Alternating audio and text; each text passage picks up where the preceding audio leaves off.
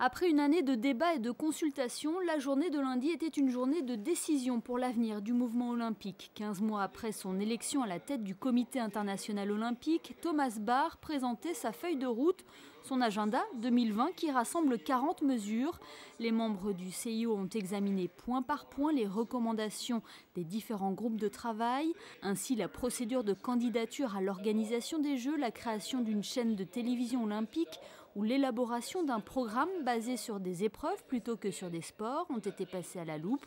Initialement prévu sur une journée et demie, le vote de cet agenda aura été conclu dès le premier jour de session.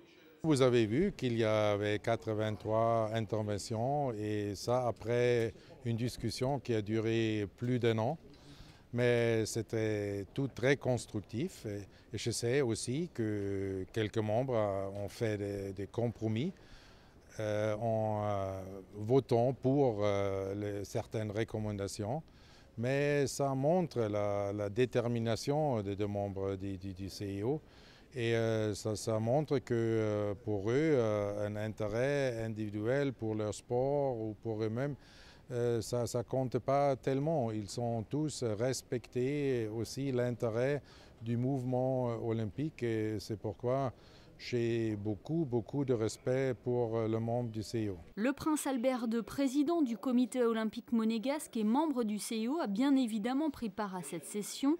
Le souverain aura d'ailleurs présidé un groupe de travail, celui portant sur la durabilité et l'héritage, ou comment placer la durabilité environnementale au cœur de tous les aspects de l'organisation des Jeux olympiques. Une priorité pour le prince Albert II, président de la commission sport et environnement du CIO, qui aura notamment travaillé sur ce sujet avec Sergueï Boubka et Tony Estanguet. J'ai adoré effectivement participer à ce groupe de travail avec le prince Albert II. C'était assez impressionnant pour moi d'être à ses côtés pour essayer d'apporter mon expérience et mes idées, notamment sur la durabilité du sport. Je crois énormément à ce côté-là. J'ai une relation particulière avec les sports de nature. Ça a été mon quotidien pendant 20 ans. Je sais combien il est important de préserver notre environnement pour pouvoir continuer à pratiquer le sport dans de bonnes conditions.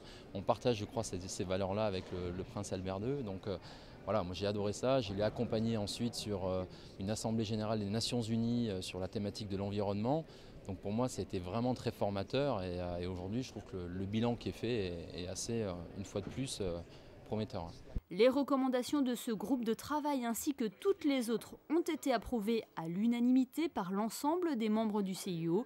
Un moment très important pour le comité et pour l'avenir du mouvement olympique.